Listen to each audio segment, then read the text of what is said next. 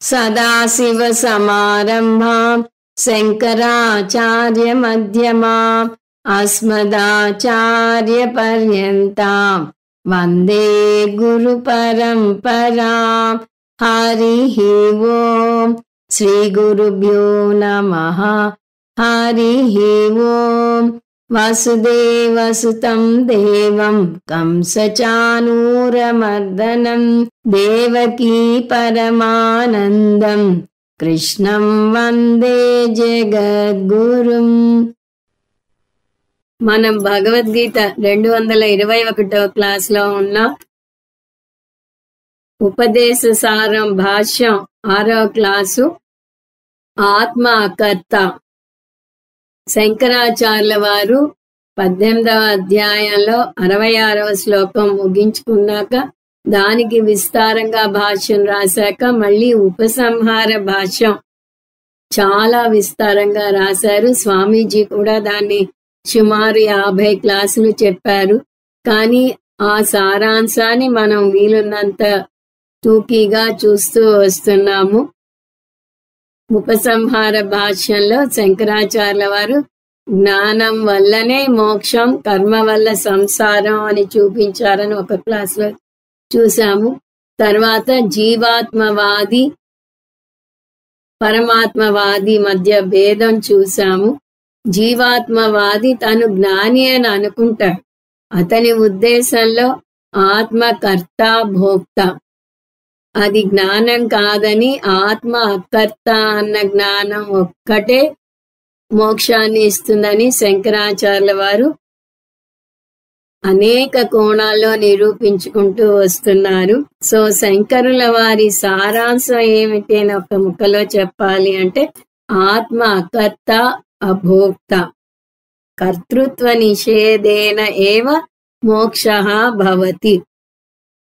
ఆత్మ కర్త అనుకున్న నాళ్ళు మోక్షం రాదు. కొంతమంది జ్ఞానం పొందాక కూడా నిత్య నైమిత్తిక కర్మలు పంచమహాయజ్ఞాలు చేస్తారు. అవి చెయ్యాలి, కానీ లోక సంగ్రహం కోసం చెయ్యాలి అని చూస్తాము. కానీ కర్తృత్వ భావనలో ఇంకా కొంతమంది జ్ఞానం పొందాక కూడా నెలకొని ఉంటారు. అలాంటప్పుడు అజ్ఞానుల గురించి వేరే చెప్పాలా? అందువల్ల శంకరాచార్యుల వారు ఈ ఉపసంహార భాష్యంలో ఒకటే అంశానికి నడుం కట్టుకున్నారు. అదేమిటి అంటే ఈ వాక్యం మళ్ళీ చూస్తే కర్తృత్వ నిషేధేన ఏవ మోక్షః భవతి. నేను కర్తను అనే భావన పోతేనే మోక్షం పొందుతాము, జీవన్ముక్తిని అనుభవిస్తాము. ఎందువల్లనంటే కర్త అంటే సంసారం అని పదే పదే చెప్తారు. అది ఎలా నిషేధించాలి అంటే అహం అకర్త అనే జ్ఞానంలో నిలబడాలి. అకర్తృత్వ జ్ఞానేన కర్తృత్వ నిషేధః ఏవ మోక్షః భవతి. సో అకర్తృత్వ జ్ఞానేన, నేను అకర్తను అనే జ్ఞానం పొందితేనే నేను కర్తను అనే భావనను నిషేధించగలుగుతాము. అదే మోక్షం. సాంకేతిక పరంగా చెప్పాలి అంటే అకర్తృత్వ అధిష్టాన జ్ఞానేన కర్తృత్వ అధ్యాస నివృత్తి ఏవ మోక్షః. మళ్ళీ చెప్తున్నాను, అకర్తృత్వ అధిష్టాన జ్ఞానేన కర్తృత్వ అధ్యాస నివృత్తి ఏవ మోక్షః. అధిష్టానం అధ్యాస పదాలు సాంకేతిక పదాలు. తాడుని చూసి పాము అనుకున్న చోట తాడు అధిష్టానం, పాము అని పొరపాటు పడటం అధ్యాస. అలాగే ఆత్మ అకర్త అనేది అధిష్టాన జ్ఞానం. కానీ ఆత్మ కర్త అనే పొరపాటుని ఆరోపిస్తున్నాం. ఎందువల్ల? అజ్ఞానం వల్ల. సో ఈ అజ్ఞానాన్ని పారద్రోలితే పొరపాటు దానంతట అదే పోతుంది. అప్పుడే మోక్షం కలుగుతుంది. సర్వకర్మ నివృత్తి కృష్ణ పరమాత్మ 18వ అధ్యాయంలో 66వ శ్లోకంలో చెప్పిన దానికే ఇదంతా అర్థం. సర్వకర్మ నివృత్తి అంటే కర్తృత్వ భావన పోవడం. ఇంత లోతుగా శంకరాచార్యుల వారు పదే పదే చెప్పుకుంటూ వస్తున్నారు కాబట్టి Dayananda Swamiji Shankara has got an unsagging intellect అంటారు. అంటే అలు పెరుగని బుద్ధి కుశలత. కాసేపు ధ్యానం చేస్తేనే కుదురుగా కూర్చోలేకుండా కొంచెం కదులుతాం. అలాంటిది బుద్ధిని పదునుగా ఉపయోగించాలంటే కాసేపు అయ్యేసరికి బాబోయ్ నాకు బుర్ర వేడెక్కిపోతోంది అని అంటాం. అయినా అలు పెరగకుండా శంకరాచార్యుల వారు ఈ వాదోపవాదంలో చేస్తూనే ఉన్నారు. ఇది ఇంటలెక్చువల్ లగ్జరీ అని ముందు క్లాస్లో చూసాము. బెంచ్ కారు కొనుక్కోగలిగిన అతను ఎలా బెంచ్ కారు కొనుక్కోవడానికి వెళ్తాడో అలా బుద్ధి కుశలత ఉన్న వ్యక్తి బ్రహ్మసూత్రాలకు ఈ భగవద్గీత భాష్యానికి వస్తారు. కాబట్టి మీ బుద్ధి కుశలతను ఉపయోగించి మారుతి కారులో వెళ్లకుండా బెంచ్ కారులో వెళ్ళటానికి ప్రయత్నించండి. ఈ క్లాస్లో మనం చూసేది ఆత్మ అకర్త అన్నదానికి అనేక వాదోపవాదాలు. అంతకుముందు జీవాత్మవాది పరమాత్మవాది చూసాం. జీవాత్మ భావంలో నెలకొని ఉన్న వ్యక్తిని కర్మ జడాహ అని, మూడాహ అని, మందాహ అని అంటారని చూసాం. వీరు కర్మకి అంకితమైపోయి ఉంటారు. ఇది నిరూపించడానికి న్యాయ వైశేషిక వారితో వాదోపవాదాలు చూపిస్తున్నారు శంకరాచార్యుల వారు. ముందు న్యాయ వైశేషికుల వారి సిద్ధాంతం ఏమిటో తెలిస్తే గాని ఈ వాదోపవాదాలను మనం ఆస్వాదించలేం. అందువల్ల ముందు వీరి అంశాలేమిటో కొన్ని చూద్దాం. వీరు కూడా అహం కర్త భోక్త అనే అంటారు. అంటే వీరు కూడా జీవాత్మవాది ప్లస్ కర్త భోక్త వాదనలో ఉన్నారు. శంకరాచార్యుల వారేమో కర్తృత్వం భోక్తృత్వం పూర్తిగా నిషేధిస్తే కానీ మోక్షం రాదు అంటారు అని చూసాం.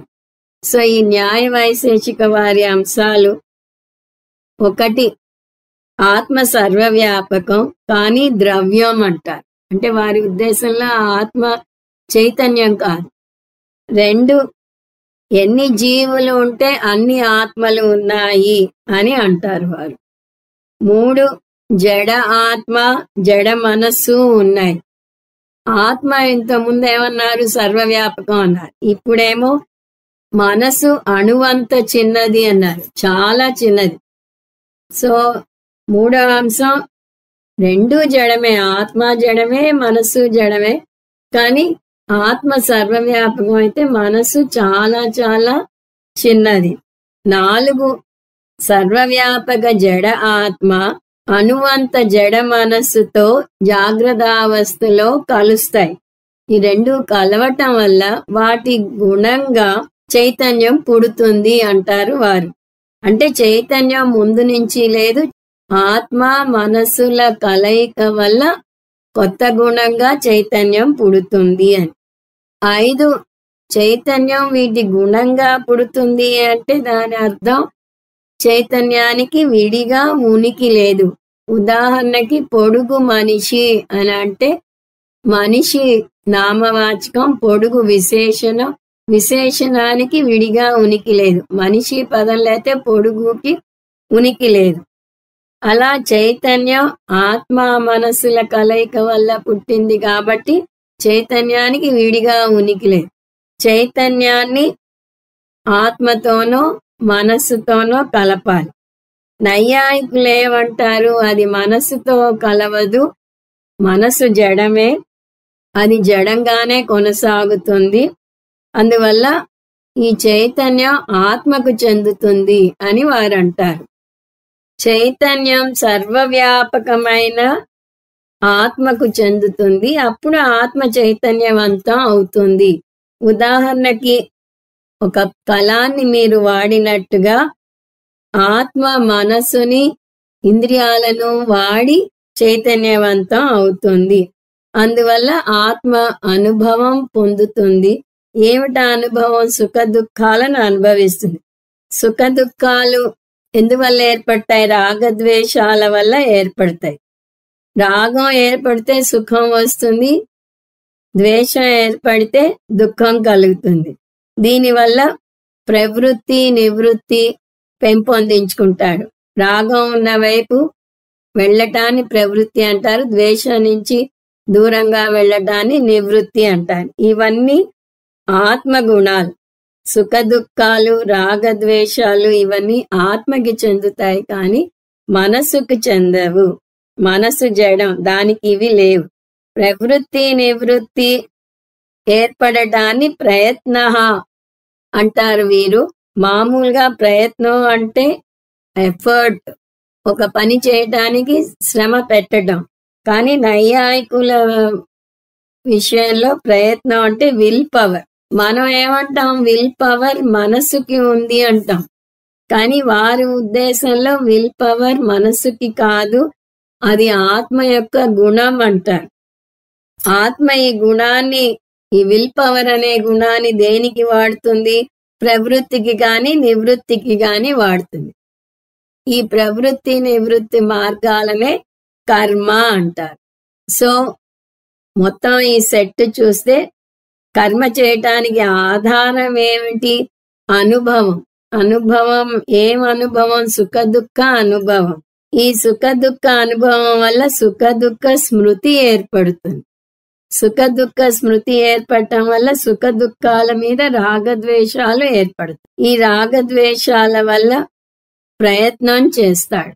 ఈ ప్రయత్నాన్నే కర్మ అని అంటారు. ప్రయత్నం అంటే విల్ అని చూసాం. సో ఒక సాధకుడు తన విలుని 3 జంటల వల్ల వాడతాడు అని. సుఖ దుఃఖ అనుభవం, సుఖ దుఃఖ స్మృతి, సుఖ దుఃఖ రాగద్వేషాల వల్ల దానికి తగ్గట్టుగా తన విల్లుని వాడి కర్మ చేస్తాడు అని. ఇదంతా ఎందుకు చెప్తున్నారు అంటే వారి లెక్క ప్రకారం అందువల్ల ఆత్మ కర్త. దీన్ని శంకరాచార్యుల వారు వివరంగా లోతుగా ఖండించరు. విచార సాగరంలో ఇది చాలా లోతుగా డిస్కషన్ అవుతుంది. ఈ పదాలను ఇంకో కోణంలోంచి చూస్తే స్మృతి, ఇచ్ఛా, ప్రయత్నం. స్మృతి, ఇచ్ఛా, ప్రయత్నం ఇవి ఆత్మ యొక్క గుణాలు. దీన్ని బట్టి మనకు అర్థమయ్యే కరోలరీ ఉపసిద్ధాంతం ఏమిటి? ఆత్మ సగుణం. ఇంతవరకు నైయాయికుల గురించిన వివరణ. దీని శంకరాచార్యుల వారు ఒప్పుకోరు. ఆత్మ నిర్గుణం. ఒక్క ముక్కలో చెప్పాలంటే అద్వైతం ప్రకారం ఆత్మ నిర్గుణం. వారి వాదన ఆత్మ సగుణం. ఆత్మ నిర్గుణాన్ని చూపించడానికి మనకి భగవద్గీతలోనే అద్భుతమైన శ్లోకం ఉంది. అది 13:7. ఇచ్ఛా ద్వేష సుఖం దుఃఖం సంఘచేతనా ధృతి ఏతత్ క్షేత్రం సమాసేన సవికారముదాహృతం. సో ఇచ్ఛా, ద్వేషం, సుఖం, దుఃఖం, స్థూల శరీరం, చైతన్యం, ధృతి, ఈ వికారాలతో కూడిన క్షేత్రం గురించి చెప్తాను, జాగ్రత్తగా విను అని అక్కడ కృష్ణ పరమాత్మ చెప్పాడు. సో దీన్ని బట్టి ఇవన్నీ అనాత్మకి చెందుతాయి, కానీ ఆత్మకు చెందవు అని స్పష్టంగా అర్థమవుతుంది. గీతలోంచి ఎందుకు చెప్పారు శంకరాచార్యుల వారు అంటే న్యాయ వైశేషికులు ఆస్తికులు అంటే వారు వేదాన్ని నమ్ముతారు, శృతిని నమ్ముతారు, శృతి నుంచి వచ్చిన స్మృతిని కూడా నమ్ముతారు. కానీ వారి వాదన ఏమిటి? ఇప్పుడు న్యాయ వైశేషికుల వారి జవాబు, మీరు ఈ భగవద్గీత నేర్చుకుంటున్నారు, భగవద్గీత క్లాస్కి వస్తున్నారు అంటే ముందు రోజు ఒక క్లాస్కి వచ్చారు, మీకు అది నచ్చింది. మొదటిది స్మృతి, ముందు రోజు విన్నది మీకు గుర్తుంది, అది స్మృతి. మళ్ళీ రెండో క్లాస్కి వస్తున్నారు అంటే నచ్చింది, అంటే ఇచ్చ ఉంది, అంతవరకు బానే ఉంది, అది మనము చెప్తాం. కానీ అందువల్ల ఆత్మ కరోతి అంటారు వారు, అక్కడ వస్తుంది తంట. స్మృతి ఉంది, ఇచ్చ ఉంది, కాబట్టి ఆత్మ కర్మ చేస్తుంది అని వారు అంటారు. దానికి శంకరాచార్యుల వారి జవాబు, మీరు చెప్పే ఈ దశలన్నీ పొరపాటు. నేను అనుభవిస్తున్నాను, నేను కర్తాభోక్తను, నాకు రాగద్వేషాలున్నాయి, వాటి వల్ల నేను ఫ్రీ విల్ ఉపయోగిస్తున్నాను, అందువల్ల కర్తను అయ్యాను, అందువల్ల భోక్తను అయ్యాను. ఇవన్నీ పొరపాట్లు అనేస్తున్నారు శంకరాచార్యులు. ఇవన్నీ BMI అంటారు, బాడీ మైండ్ సెన్స్ కాంప్లెక్స్ కి వర్తిస్తాయి. మన భాషలో చెప్పాలంటే మన శరీరాలకు వర్తిస్తాయి. కృష్ణ పరమాత్మ ఉపద్రష్ట అనుమంతచ అని చెప్తాడు ఒక చోట. అంటే ఆత్మ సాక్షిభూతంగా చూస్తుంది, కానీ ఆత్మ ఏ పని చేయదు. అందువల్ల మీరు అనుకుంటున్నవన్నీ మిథ్యా ప్రత్యయం మాత్రమే అంటారు. మనం ముందు క్లాస్లో మిథ్యా ప్రత్యయం, గౌణ ప్రత్యయం పదాలు చూసాం. మిథ్యా ప్రత్యయం అంటే పొరపాటు జ్ఞానం, గౌణ ప్రత్యయం అంటే తెలిసి వాడటం. మీరిది మిథ్యా ప్రత్యయం అని ఎందుకంటున్నారు? ఇక్కడ శంకరాచార్యుల వారు చెప్పరు. ఎందువలనంటే విచార సాగరంలో చర్చించారు కాబట్టి మనకి మన స్వామీజీ ఇలాంటి సందర్భాల్లో ఆదుకుని మనకి హోంవర్క్ గా వదలకుండా వివరించుకొస్తారు. ఏమిటి వీరి వాక్యం? మళ్ళీ ఒకసారి చూస్తే చైతన్యం ఎలా ఏర్పడింది అంటే సర్వవ్యాపకమైన ఆత్మ జడమైన అణువంత మనస్సుతో ఒక సమయంలో కలవటం వల్ల చైతన్యం పుడుతుంది అని అన్నారు. ఈ వాక్యంలో 2 తప్పులున్నాయి. ఒకటి, సర్వవ్యాపకమైన ఆత్మ, ఎప్పుడూ ఉండే ఆత్మ, అంతటా ఉండే ఆత్మ మనస్సుతో ఒక సమయంలో కలుస్తుంది అనటం పొరపాటు. సర్వవ్యాపకం అయితే మనస్సుతో కూడా ఎప్పుడు ఉంటూనే ఉండాలి. రెండవది, ఆత్మ మనస్సు కలుస్తుందనే సిద్ధాంతమే తప్పు. ఆత్మ మన సంయోగ సిద్ధాంతమే తప్పు. ఇప్పుడు లౌకికంగా చూడండి, పెద్ద పెద్ద బిల్డింగులనే రూల్స్ ప్రకారం కట్టకపోతే నిర్దాక్షిణ్యంగా పడగొట్టేస్తున్నారు. అలాంటిది వీరి సిద్ధాంతం ఆత్మ మనసు కలుస్తుంది అనేది ఒక పొరపాటు. సర్వవ్యాపకమైన ఆత్మ ఒక సమయంలో కలుస్తుంది అనేది ఇంకొక పొరపాటు. వారి సిద్ధాంతం తప్పు. ఆ తప్పు సిద్ధాంతం మీద వీళ్ళు కొన్ని సూత్రాలు ఎస్టాబ్లిష్ చేశారు. సో ఫౌండేషనే సరిగా లేనప్పుడు బిల్డింగ్ ఎలా నిలుస్తుంది? అది కొలాప్స్ అయిపోతుంది. అందువల్ల న్యాయ వైశేషికుల వాదన చెల్లదు. ముందే చూసినట్టుగా శంకరాచార్యుల వారు చాలా పెద్ద వాదనలు చేస్తున్నారు. ఎందుకంటే ఈ ఉపసంహార భాష్యం అయ్యేసరికి మనం ఆత్మ అకర్త భోక్త అనే జ్ఞానంలో నిలబడి జీవన్ముక్తిని అనుభవించాలి. అది ఆయన ఉద్దేశం. న్యాయ వైశేషికులు ఈ వాదనని పక్కన పెట్టి ఇంకొక వాదన చేస్తున్నారు. మీరేమంటున్నారు? జగత్తును మిథ్యగా కొట్టివేస్తున్నారు. మిథ్యగా కొట్టివేయాలి అంటే ఇంకొక అసలైన జగత్తు ఉండాలి. వారి వాదన అధ్యాస అయితే దాని ముందు అసలైన అనుభవం జరిగి ఉండాలి అంటారు వారు. ఉదాహరణకి తాడును చూసి పాము అని అనేటట్టయితే 3 దశలు ఉండాలి అక్కడ. 1, నిజం పాము ఉంది. 2, నిజం పాముని చూశాడు లేదా అనుభవించాడు. 3, అది అతని మనస్సులో భయాన్ని రేపింది. దీన్ని పూర్వ ప్రమాజనిత సంస్కార అంటారు. ఇక్కడ నిజం పాము అనేది అండర్లైన్ చేసుకోవాలి.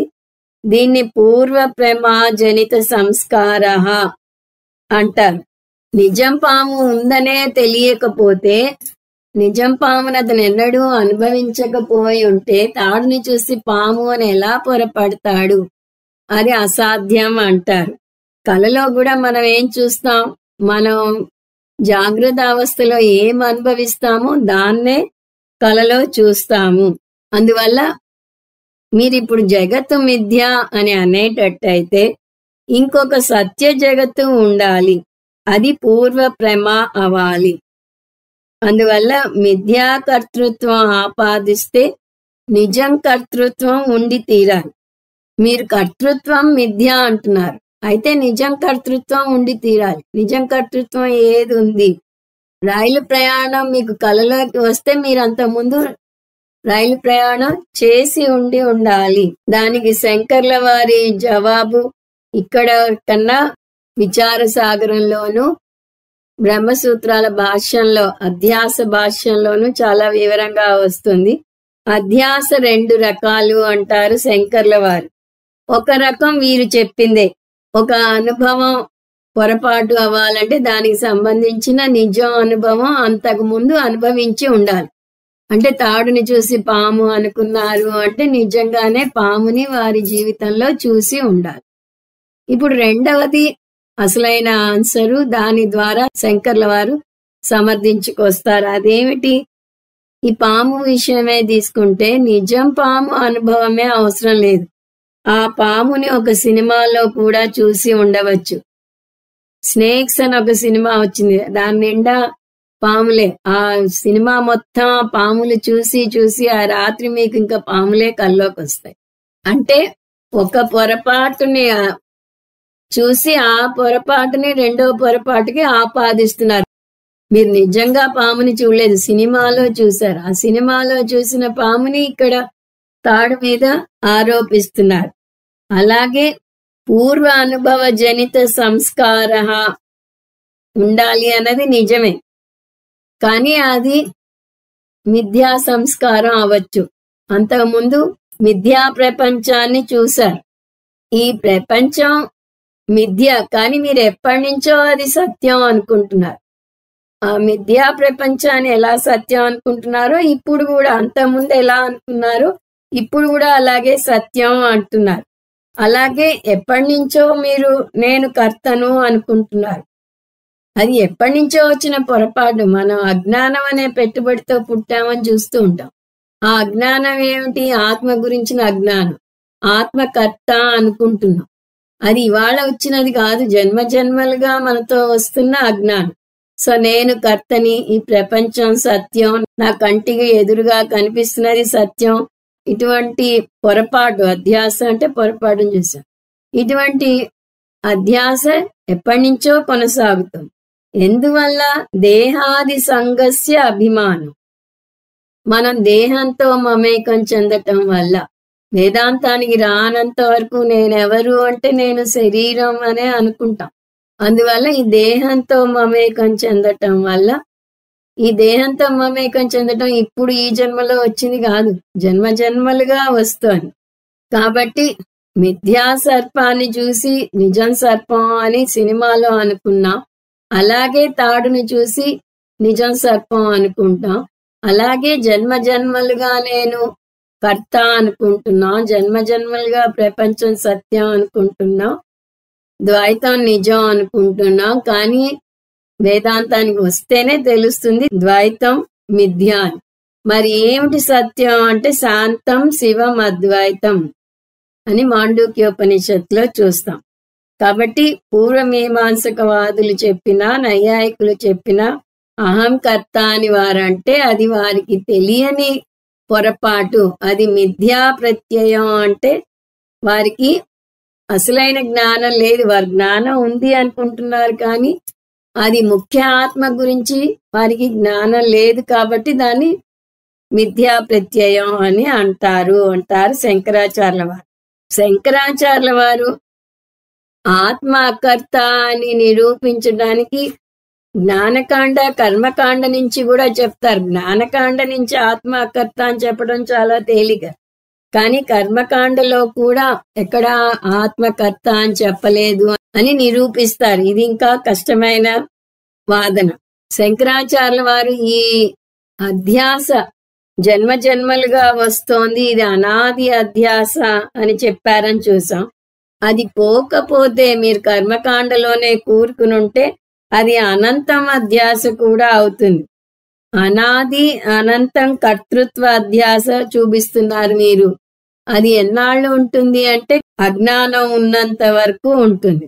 కాబట్టి సర్వకర్మ సన్యాసాన్ని కృష్ణ పరమాత్మ అంటే ఆశ్రమ సన్యాసం చేయమని కాదు, కర్తృత్వ అధ్యాస సన్యాసం.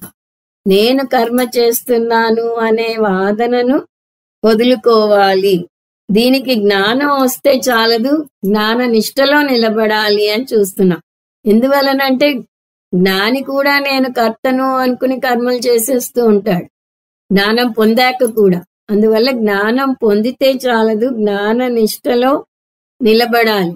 లేకపోతే జ్ఞానం పొందాక వైదిక కర్మ, సంధ్యావందనం, పంచమహాయజ్ఞాలు చేసేటప్పుడు అహం కర్త భావనలోకి పడిపోయే ప్రమాదం ఉంది. గత సంగస్య ముక్తస్య జ్ఞానావస్థిత చేతసః యజ్ఞాయాచరత కర్మ సమగ్రం ప్రవిలీయతే. సో జ్ఞానికి దేహాభిమానం ఉండదు, నేను కర్మ చేస్తున్నాను అనే భావన ఉండదు. ఇది కర్మ కాదు, కర్మ ఆభాస.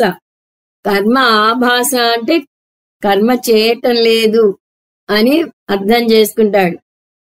జ్ఞాని ఈ జ్ఞానంలో నిలబడితే చిత్తశుద్ధి కూడా ఆశించడు. ఎందువల్ల? చిత్తశుద్ధి కలిగేది చిత్తానికి, అంటే మనసుకి. తన మనసు కాదు, మనసు మిథ్య. జ్ఞానం కూడా ఆశించడు. ఎందువల్లనంటే తను ముందే జ్ఞాని. మోక్షం కూడా అడగడు. ఎందువల్లంటే తను నేర్చుకునేదే తను నిత్యముక్త పురుషుడు అని. మరి అయినా ఎందుకు కర్మ చేస్తాడు అంటే లోక సంగ్రహం కోసం చేస్తాడు. లోక సంగ్రహం కోసం చేస్తున్నాను అనే నిష్టలో నిలబడగలగాలి. 3:25 సక్తా కర్మణ్య విద్వాంసః యథా కుర్వంతి భారత కుర్యాద్ విద్వాంస్ తథా సక్తః చికీర్షుర్లోక సంగ్రహం. సో కర్మలను లోక సంగ్రహం కోసం చేస్తాడు జ్ఞాని అని ఈ శ్లోకంలో చెప్పాడు. అంతేకాదు జ్ఞాననిష్టలో నిలబడితే సంసార భావన తొలుగుతుంది, ఎండ్ ఆఫ్ సంసారం అవుతుంది, ఆత్యంతిక సంసార నివృత్తి అవుతుంది అని చెప్తారు శంకరాచార్య వారు. ఆత్యంతిక ఎందుకు అంటే సుషుప్తిలో కూడా సంసార నివృత్తి అవుతుంది. ఆనందంగా పడుకున్నాను అని లేచాక అంటాం. కానీ జ్ఞానం పొంది జ్ఞాన నిష్టలో నిలబడితే ఆత్యంతిక సుఖం కలుగుతుంది. అవిద్య వల్ల వచ్చిన దేహ అభిమానం పోవాలి. దేహ అభిమానం పోవాలంటే ఇక్కడ ఒక విషయం బాగా అర్థం చేసుకోవాలి. దేహ అభిమానం 2 రకాలు. అవి సామాన్య అభిమానం, విశేష అభిమానం. సామాన్య అభిమానం అంటే ప్రారబ్ధం వల్ల శరీరానికి కలిగే నొప్పి, బాధ, ఆకలి, దాహం ఇవన్నీ సామాన్య అనుభవాలు. అక్కడ అభిమానం పోదు. అంటే ఈ అనుభవం కలగక తప్పదు జ్ఞానికి కూడా. మీరు సదాశివ బ్రహ్మేంద్ర ఉదాహరణ, రమణ మహర్షి ఉదాహరణలు చెప్పకూడదు. వారికి శారీరక నొప్పి కూడా తెలియలేదు కదా అని. వారు అసాధారణ పురుషులు, ఎక్సెప్షన్స్, సిద్ధ పురుషులు. వారితో మనని పోల్చుకోకూడదు. ఈ సామాన్య అభిమానం ఉంటూనే ఉంటుంది. మరి ఏది పోవాలి అంటే అవిద్య వల్ల ఏర్పడిన విశేష అభిమానం పోవాలి. ఈ విశేష అభిమానం ఏం చేస్తుంది? నేను సంసారిని అంటుంది. శరీరం నేను అనుకుంటాం కాబట్టి నాకు బాధగా ఉంది అని బాధపడతాం. విద్యారణ్యుల వారు జ్వర, అనుజ్వర అంటారు. జ్వరం అంటే శరీరానికి వచ్చిన జ్వరం. అనుజ్వరం అంటే ఈ శరీరానికి వచ్చిన జ్వరానికి మనం మానసికంగా బెంబేలెత్తిపోయి ఆ శరీరంతో మమేకం చెందటం. కాబట్టి జ్వరాన్ని తప్పించుకోలేం, అనుజ్వరాన్ని తప్పించుకోవటం మన చేతిలో ఉంది అని విద్యారణ్యుల వారు అంటారు. దాన్నే ఇక్కడ మనం సామాన్య అభిమానం, విశేష అభిమానం పదాలతో చూస్తున్నాం. సో శరీరానికి వచ్చే నొప్పులు తప్పించుకోలేము, కానీ నాకే ఎందుకు వచ్చింది అనే బాధను తప్పించుకోగలం. యోగ సమాధిలో కూర్చున్న, సుషుప్తిలో ఉన్న ఈ నొప్పి తెలియదు. అలాగే ఆపరేషన్ చేసేటప్పుడు అనస్థీషియా ఇస్తారు, అప్పుడు కూడా నొప్పి తెలియదు. కానీ ఇవన్నీ తాత్కాలికమైన ఉపశమనమే. జీవన్ముక్తునికి విశేష అభిమానం పోవటం వల్ల ఆ జీవన్ముక్తిని అనుభవిస్తాడు. నేను నిత్యముక్తుణ్ణి అనే భావంలో నెలకొని ఉంటాడు. మనసుతో ఉండే అనుబంధం సహజం, కర్మజం, భ్రాంతిజన్యంచ అని దృగ్దృశ్య వివేకంలో వస్తుంది. మనకి ఉన్నది భ్రాంతిజన్యం, అది విశేష అనుభవం. మనసుతో శరీరంతో మమేకం చెందకుండా ఎలా ఉండాలి అనే దానికి శంకరాచార్య వారు ఒక ఉదాహరణ ఇస్తున్నారు. కొన్ని జంతువులను మీరు చూస్తున్నారు, ఆవు, గేదె, ఒంటె, గాడిద. వీటిని చూస్తున్నప్పుడు అవి వేరు, నేను వేరు అని స్పష్టంగా మీకు తెలుసు. వాటికి ఏదైనా నొప్పి కలిగినా, అవేమన్నా బాధపడుతున్నా ఆ నొప్పి, ఆ బాధ మీకు చెందదు. మీరు వాటికి పూర్తిగా భిన్నంగా ఉన్నారు. జ్ఞాని ఒక అడుగు ముందుకు వెళ్తాడు. జ్ఞానికి తన శరీరం కూడా ఈ ఆవు, గేదె, ఒంటె, గాడిద లాంటిదే. తన శరీరానికి ఏదైనా బాధ వచ్చినా, శరీరం బాధ వల్ల అతనికి కన్నీళ్లు వచ్చినా కూడా నేను బాధపడుతున్నాను అనడు. ఆవు గురించి ఎలా ఆబ్జెక్ట్ గా చూస్తాడో శరీరాన్ని కూడా అలా ఆబ్జెక్ట్ గా చూస్తాడు. దాన్నే మన స్వామీజీ నైబరైజేషన్ అంటారని చూసాం. పొరుగింటి వానికి బాధ వస్తే ఎలా మీరు ఆ బాధలో పాలు పంచుకుని తర్వాత దాని నుంచి బయటపడతారో, అలా మీ శరీరానికి మనసుకి బాధ కలిగినా చేయాల్సిన పని చేయాలి. మందు వేసుకోవాలంటే వేసుకోవాలి, డాక్టర్ దగ్గరికి వెళ్ళాలంటే వెళ్ళాలి. కానీ నాకే ఎందుకు వచ్చింది అని నాకు అనే భావన లేకుండా ఉండాలి. అలాంటి భావనలో ఉండకపోతే చీకట్లో ఒక చెట్టుని చూసి పురుషుడు అని పొరపాటు పడినట్టుగా నేను శరీరాన్ని అని పొరపాటు పడే అవకాశం ఉంది. సో అజ్ఞాన కాలంలోనే నేను శరీరాన్ని అంటారు, కానీ జ్ఞానం పొందాక అనరు. అందువల్ల మనసుని సాక్షిభావంగా చూసే ధ్యానం నేర్చుకోవాలి. ఆలోచనలు ఉన్నా ఆలోచనలు లేని మనసుని సాక్షిగా ఏదైతే చూస్తుందో ఆ సాక్షి చైతన్యాన్ని నేను అని జ్ఞానం పొందుతారు. ఇలా ఎందుకు చూడాలి? నేను మనసు కాదు అని తెలుసుకోకపోతే కలిగే నష్టం ఏమిటి అంటే, అలా చూడగలిగితే మీకు కలిగే బాధలు తగ్గుతాయి. శరీరానికి కానీ మనసుకు కానీ కలిగే బాధ కలుగుతుంది. వాటితో మమేకం చెందితే ఒక చిన్న తలనొప్పి వచ్చినా కూడా చాలా బాధ అనిపిస్తుంది. కొంతమంది నాకు తలనొప్పి వచ్చింది అని 10 సార్లు చెప్పి ఎదుటి వారికి తలనొప్పి తెప్పిస్తారు. అదే జ్ఞాని అయితే ఈ తలనొప్పి అనేది తప్పదు, తల ఉన్నాక తలనొప్పి రాక తప్పదు, దాన్ని ఒప్పించుకోకూడదు అని అనుకుంటాడు. నిజ జీవితంలో కూడా చూడండి, ఒక్కోసారి మీకు ఏదో బాధ వేస్తుంది కానీ దాని గురించి ఆలోచించే తీరిక ఉండదు. చాలా పనిలో కూరుకుపోయి ఉంటారు. అప్పుడు ఆ బాధ దానంతట అదే మాయమవుతుంది. జ్ఞాని అలా డైవర్షన్ లేకుండా తను మనసు కాదు శరీరం కాదు అనే జ్ఞానంలో నిలబడతాడు. కాబట్టి అతనికి ఇవేవి ఉండవు. నమే ద్వేష రాగం నమే లోభ మోహం అని జ్ఞాని నేర్చుకుంటాడు, దాంట్లో నిలబడతాడు. కానీ ఇలాంటివన్నీ చెప్తే ఈ బాధపడే వాళ్ళు ఏమంటారా, మీకు బాధ అంటే ఏమిటో తెలీదు, చెప్పడం తేలికే, ఒకసారి మా ఇంటికి వచ్చి చూడండి అని వాళ్ళు అంటారు. ఒకటే అర్థం చేసుకోవాలి, శాస్త్రం అసాధ్యమైనది చెప్పదు. అది కష్టమైతే అవ్వచ్చు, కానీ ఇంపాసిబుల్ అయితే శాస్త్రం మనకు అది చేయమని చెప్పదు.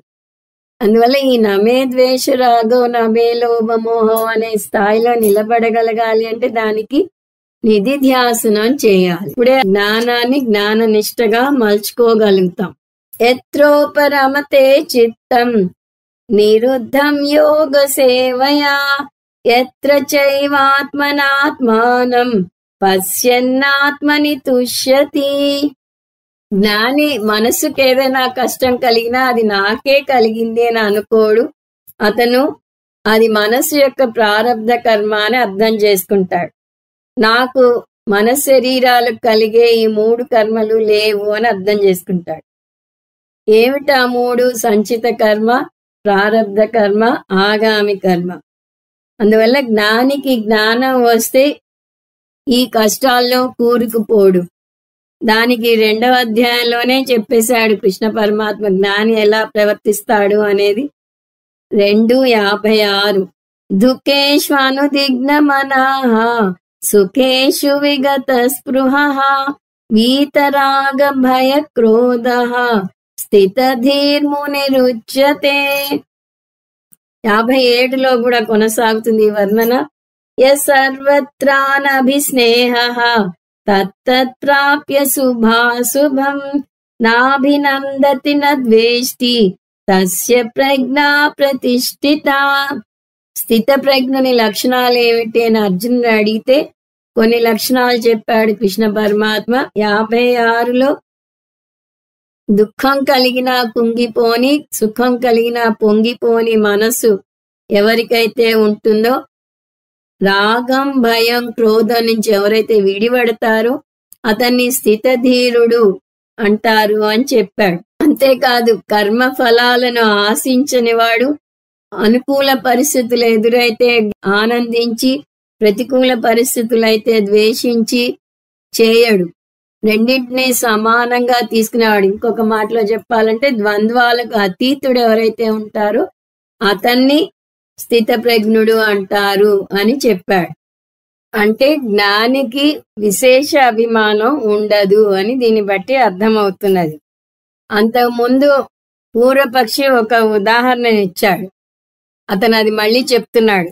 తండ్రి కొడుకుతో అందరూ నిన్ను నా పుత్రుడు అంటారు, కానీ నా ఉద్దేశంలో నువ్వు నేను ఒకటే అంటాడు. ఇది శాస్త్రం ఇచ్చిన ఉదాహరణ. దీన్ని గౌణ ప్రత్యయం అంటారు.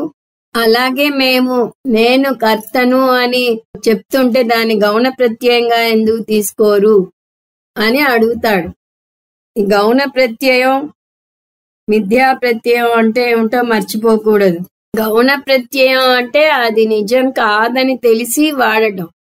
అలా తండ్రి చెప్పటం గౌణ ప్రయోగం అంటారంటే తండ్రికి తను కొడుకు ఒకటి కాదు అని తెలిసినా కూడా అది వాడుతున్నాడు. అంటే తెలిసి వాడేదాని లక్ష్యార్థం అంటారు, దాని గౌణ ప్రయోగం అంటారు. అలాగే నేను కర్త అని చెప్పటం కూడా గౌణ ప్రయోగమే అని పూర్వపక్షి అంటారు.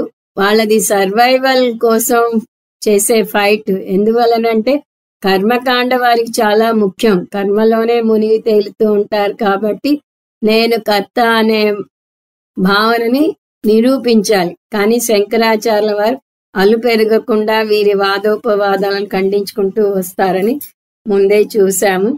దానికి శంకరాచార్యుల వారి జవాబు చూద్దాం. తండ్రి కొడుకు విషయంలో చెప్పేది గౌణ ప్రయోగం నిజమే. తెలిసి నువ్వే నేను అని అంటున్నాడు.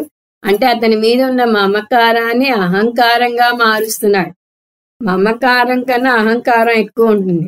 అహంకారం అనేసరికి నేను అనే భావన ఇంకా సాన్నిధ్యం ఇంకా ఎక్కువ కనిపిస్తుంది.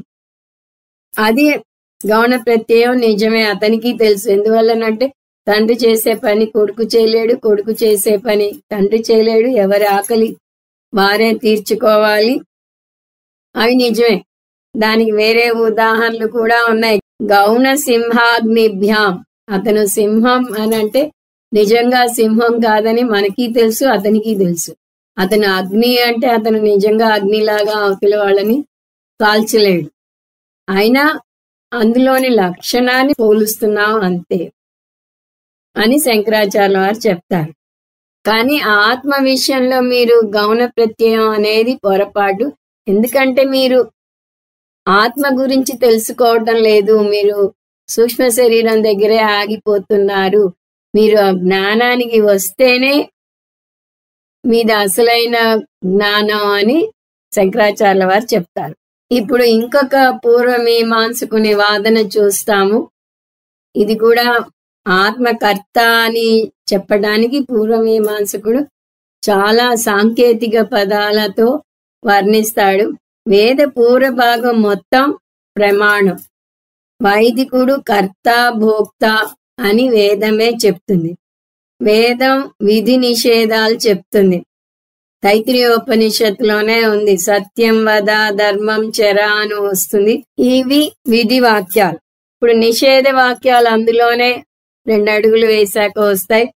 సత్యాన్న ప్రమదితవ్యం, ధర్మాన్న ప్రమదితవ్యం, స్వాధ్యాయ ప్రవచనాభ్యాం న ప్రమదితవ్యం. ఇవి నిషేధ వాక్యాలు.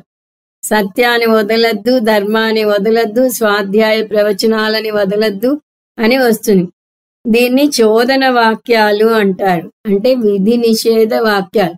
కమాండ్మెంట్స్ అంటాం ఇంగ్లీష్ లో. 10 కమాండ్మెంట్స్ ఉన్నట్టుగా మనకి శాస్త్రం కూడా కొన్ని కమాండ్మెంట్స్ ని ఇస్తుంది.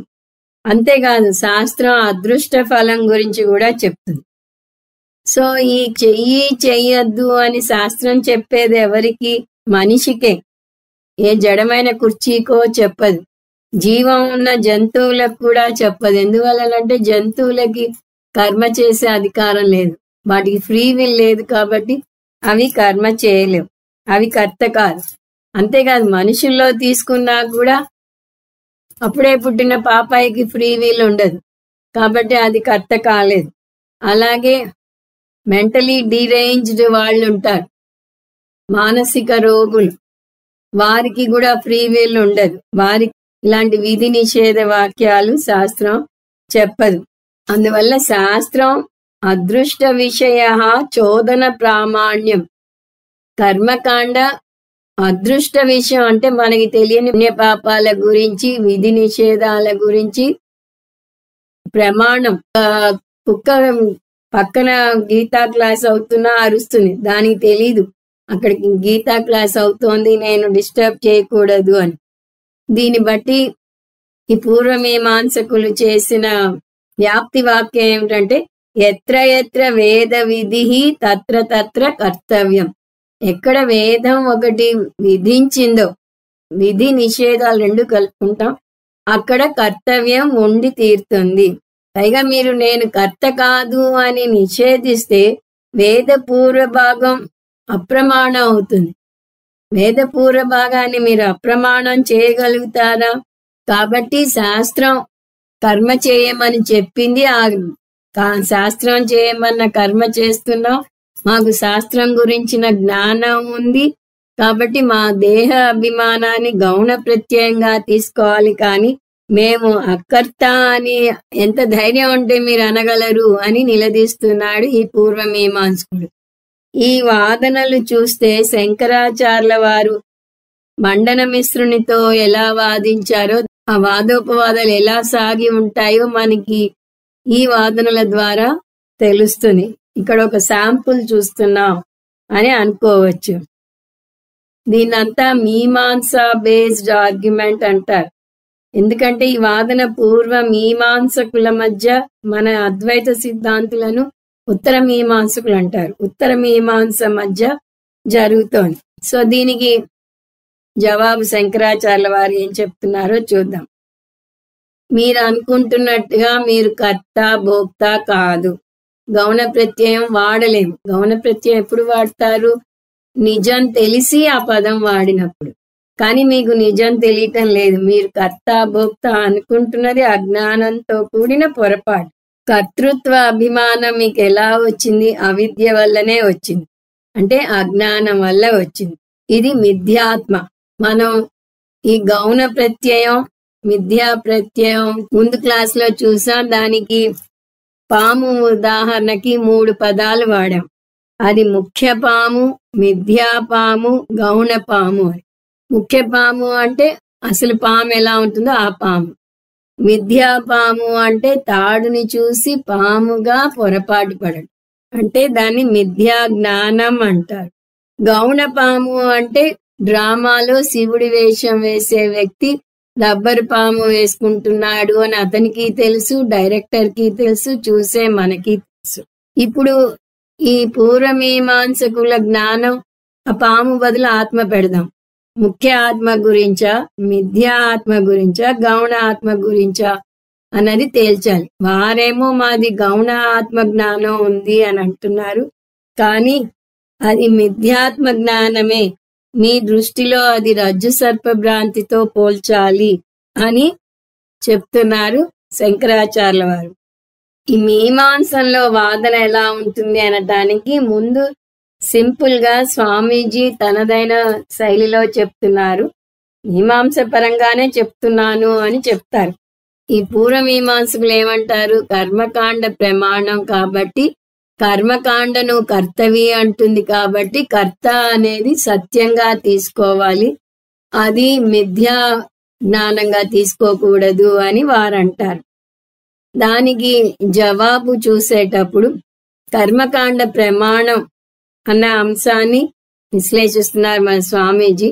ప్రమాణం నిర్వచనం ఏమిటంటే, ప్రమాణం వేరే ఏ ప్రమాణం ద్వారా తెలియని జ్ఞానమై ఉండాలి, అది ప్రత్యేక జ్ఞానంగా ఉండాలి, వేరే ప్రమాణం ఇవ్వనిది అయి ఉండాలి.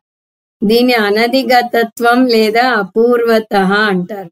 అనధిగత విషయబోధకం ప్రమాణం. ఉదాహరణకి కన్ను మాత్రమే రంగులకు ప్రమాణం. నేను చెవితో రంగులను వింటాను అని చెప్పలేము. సో ఒక ప్రమాణం చెప్పేది ఇంకో ప్రమాణం చెప్పలేదు, మొదటి విషయం. రెండవ అంశం, ఒక ప్రమాణం చెప్పిన దాన్ని ఇంకొక ప్రమాణం కానీ అదే ప్రమాణం కానీ ఖండించకూడదు. ముందు అదే ప్రమాణం ఎలా ఖండించకూడదో చూద్దాం. సముద్రాన్ని మీరు దూరం నుంచి చూస్తే నీలంగా ఉంది అనిపిస్తుంది. దగ్గరికి వెళ్ళి ఒక గాజు గ్లాసులో కొంత నీరు తీసుకుని చూస్తే ఆ నీరు తెల్లగానే ఉంటుంది, నీలంగా ఉండదు. అంటే మీకన్నే మీకు దూరం నుంచి సముద్రం నీలంగా ఉంది అని చెప్పింది, దగ్గరికి వెళ్ళాక మీకన్నే మీరు చూసింది తప్పు అని చెప్తుంది. ఇంకొక ఉదాహరణ రజ్జు సర్ప భ్రాంతి. చీకటిలో మీరు తాడుని చూసి పాము అనుకున్నారు, మీకన్నే అది పాము అని చెప్పింది. తర్వాత ఎవరో వచ్చి అక్కడ లైట్ వేసి దగ్గరగా దాన్ని చూపించేసరికి అది పాము కాదు తాడే అని మీకన్నే మళ్ళీ మీకు చూపించింది. అంటే మీ కన్ను చూపించిన దాన్నే మీకన్నే నెగేట్ చేసింది. అప్పుడు మొదట చూసిన జ్ఞానం నిజమైన జ్ఞానం కాదు. ఎందువలనంటే ఆ జ్ఞానం కొట్టివేయబడింది. మొదట చూసిన జ్ఞానం సముద్రం నీలంగా ఉందన్నది, అక్కడ పాము ఉందన్నది కొట్టివేయబడింది. అసలు జ్ఞానం ఏమిటి? సముద్రం తెల్లగానే ఉంటుంది, సముద్రం నీరు తెల్లగానే ఉంటుంది, అక్కడ ఉన్నది పాము కాదు తాడు అన్నది. ఈ సూత్రం ప్రకారం ఒక ప్రమాణానికి ప్రమాణం హోదా ఉండాలి అంటే ఇంకొక ప్రమాణం వచ్చి దాన్ని కొట్టివేయకూడదు. అది should stand the test of time అంటారు. కొంతకాలం అయ్యాక దాన్ని మార్చకూడదు. ఉదాహరణకు ఒకప్పుడు కొబ్బరి నూనె వాడకూడదు, అది మంచిది కాదు అన్నారు. ఇప్పుడు కొబ్బరి నూనె చాలా మంచిది, డైరెక్ట్ గా ఒక చెంచాడు కొబ్బరి నూనె తాగాలి రోజు అంటున్నారు. అంటే ఒక కాలంలో ఉన్న సత్యం ఇంకొక కాలంలో అసత్యం అయింది. ఇప్పుడు మనం మాట్లాడుతున్నది కర్మకాండ నువ్వు కర్తవు అని చెప్పింది అనే విషయం. కాబట్టి అలా కర్తృత్వం తీసుకుంటే కర్మకాండ చెప్పింది. ఇప్పుడు ఇది నిలుస్తుందా లేదా ఈ ప్రమాణం అనేది ఈ రెండు సూత్రాలతో పోల్చి చూస్తే రెండిటి వల్ల ఇది ప్రమాణం కాదు అని తేలుతుంది. అది ఎలాగో చూద్దాం. మొదటి సూత్రం ఏమిటి? వేరే ఏ ప్రమాణము చెప్పని విషయం గురించి చెప్పాలి. కానీ మనందరం మనం కర్త అని అనుకుంటాం, దానికి శాస్త్రం ప్రత్యేకించి వచ్చి చెప్పనవసరం లేదు. మనం అనేక కర్మలు చేస్తాం. ఎందుకు చేస్తాం? కర్త అనుకునే చేస్తాం, దానికి తగ్గ ఫలం కావాలి అనే చేస్తాం. కాబట్టి శాస్త్రం కొత్తగా వచ్చి, కర్మకాండ కొత్తగా వచ్చి నువ్వు కర్తవి అని ప్రత్యేకించి చెప్పనవసరం లేదు. రెండవ అంశం, ఈ కర్తృత్వాన్ని జ్ఞానకాండ కొత్తగా చెప్పదు, అది మనం అనుకుంటున్న దాన్ని యాక్సెప్ట్ చేస్తుంది అని ముందు అర్థం చేసుకోవాలి. అది యాక్సెప్ట్ చేసినా కూడా ఈ కర్తృత్వాన్ని జ్ఞానకాండ వచ్చి నిషేధిస్తుంది. ఒక ప్రమాణం చెప్పిన ఇంకొక ప్రమాణం నిషేధిస్తే మొదటిది ప్రమాణం అవదు అని చూసాం కదా. సో కర్మకాండ నువ్వు కర్తవి అని చెప్పినది, జ్ఞానకాండ వచ్చి నువ్వు కర్తవి కావు, నువ్వు అకర్తవి అని నిషేధిస్తుంది. దానికి మనకి బాగా తెలిసిన ఉదాహరణ నాయం హంతి నా హన్యతే. ఒకరు ఆత్మ హత్య చేస్తుంది అనుకున్నా, ఇంకొకరు ఆత్మ హత్య చేయబడుతుంది అనుకున్నా ఇద్దరికీ తెలియదు ఆత్మ చంపేది కాదు, చంపబడేది కాదు అని దీని సూత్రం. ఇది భగవద్గీతలో చూసాం. ఇది రెండో లైను అక్షరాల కఠోపనిషత్ నుంచి అలాగే దింపాడు కృష్ణ పరమాత్మ. అందువల్ల శృతి ప్రమాణం కూడా ఆత్మ కర్త భోక్త అని చూపిస్తుంది. అంతేకాదు, ఎవరైతే నేను కర్త భోక్త అనుకుంటాడో అతను విమూఢుడు అని కూడా కృష్ణ పరమాత్మ ఇంకో అధ్యాయంలో, అంటే 3వ అధ్యాయంలో చెప్పాడు. అహంకార విమూఢాత్మ కర్తాహమితి మన్యతే. సో ఎవరైతే అహంకారంతో మమేకం చెందుతాడో అతను విమూఢుడు అని తేల్చి చెప్పేశాడు కృష్ణ పరమాత్మ. సో కర్మకాండ చేసే పని ఏమిటంటే ముందు నువ్వు కర్తవి అని చెప్తుంది, తర్వాత జ్ఞానకాండకి రా, అక్కడ నువ్వు అకర్తవి అని నేర్చుకో అంటుంది. కానీ ఈ కర్మటులు ఏం చేస్తారు? కర్మకాండలోనే ఆగిపోతారు. కర్మకాండ నేను కర్తని అని మనం అనుకుంటున్న పొరపాటుని కొనసాగనిస్తుంది. దానివల్ల కర్మకాండ నువ్వు కర్తవ్య అంటోంది అని వీళ్ళు పొరపాటు పడుతున్నారు. కానీ జ్ఞానకాండకు వచ్చాక దాన్ని నెగేట్ చేస్తుంది. అందువల్ల ప్రమాణ లక్షణం కర్మకాండకు సూట్ అవ్వదు. మరి కర్మకాండ కర్తృత్వానికి ప్రమాణం కాకపోతే కర్మకాండ ప్రమాణం అవ్వాలి కదా, మరి దేనికి ప్రమాణం అని పూర్వమీమాంసకుడు ప్రశ్నిస్తే శంకరాచార్యుల వారు జవాబు చెప్తారు. కర్మకాండ పుణ్య పాపానికి స్వర్గ నరకానికి ప్రమాణం. మనకి పాపకర్మలు చేస్తే నరకానికి వెళ్తామని, పుణ్యకర్మలు చేస్తే స్వర్గానికి వెళ్తామని ఆ స్వర్గలోకాలు నరకలోకాల గురించి చెప్పింది కర్మకాండే. అలాగే మీరు ఒక కర్మ చేస్తే మీకు అదృష్ట ఫలం వస్తుంది, పుణ్యం పాపం వస్తాయి అని చెప్పింది కూడా శాస్త్రమే. ఈ స్వర్గ నరకాల గురించి పుణ్య పాపాల గురించి ప్రత్యక్ష ప్రమాణం అనుమాన ప్రమాణం చెప్పలేవు. వాటికి అందనిది బోధించేది వేదం. అందువల్లే దీన్ని అపౌరుషేయం అన్నారు. ప్రత్యక్ష అనుమాన ప్రమాణాలకు అందనిది బోధించేదాన్ని వేదం అంటారు అని సాయనాచార్యుల వారు వేదాన్ని నిర్వచించారు. ఇంకా ఈ వాదోపవాదనలు ఉన్నాయి, వాటిని వచ్చే క్లాసులో చూద్దాం. ఓం తత్సత్. సర్వం శ్రీకృష్ణార్పణమస్తు. ఓం పూర్ణమద పూర్ణమిదం పూర్ణాత్ పూర్ణముదచ్యతే పూర్ణస్య పూర్ణమాదాయ పూర్ణమేవావశిష్యతే. ఓం శాంతి శాంతి శాంతి. హరి ఓం. శ్రీ గురుభ్యో నమః. హరి ఓం.